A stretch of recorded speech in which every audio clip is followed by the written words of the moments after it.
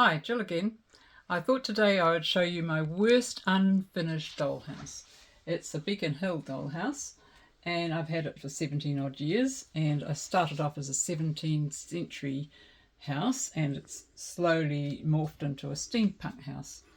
I started off with the hallway and I did find two weird little dogs that I thought might go in with this, and there's little muddy footprints I've painted on the floor because they're used to being in this foyer.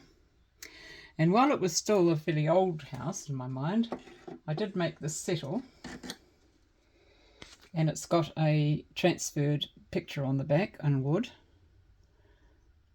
I'm pretty big on those transfers. So that's still in the hall. It'll work all right with the story. And then I went on to the kitchen and I collected all my copperware together, and then I thought the kitchen was a bit small, so it needed to be made bigger.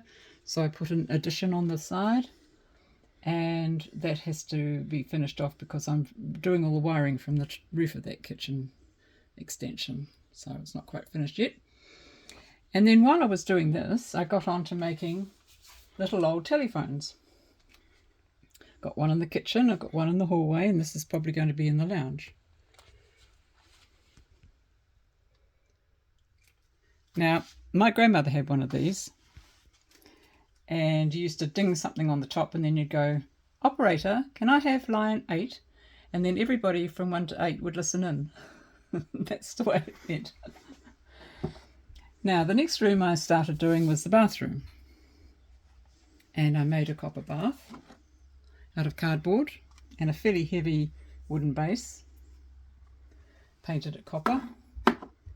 And I made a Victorian steam cabinet, which all steampunk mansions should have for stressed owners. And this little man sits in here. He gets all nice and hot and sweaty. The steam is actually a piece of stuffing that I've teased out. He is actually in the nutty, but he's got a modesty towel on. He sits there steaming away nicely. And they had little colour font things that used to raise the pressure of the steam and pump it into the cabinet, and that's my version of it. It usually goes by the wall. And so the next thing that's going to go in this room is a shaving stand. Now, when I went to Miami once, I went through an old house, and this owner, who's very rich, had built himself a shaving stand in front of a huge window, and he looked straight out at the sea. And I thought, what a marvellous place to have a shave. And I'm a girl. But I thought I would make this something like that. Obviously it's not going to have sea views, but it's going to be a pretty flash shaving stand. And so this is pretty much where I've got to on this house. You can see that I don't work like normal people. I start at the bottom and work my way up, or if I see something that I know is going to go in a room, I put it in the room so I get an idea of the colours that I want to go in that room. And right at the top is going to be a spooky room.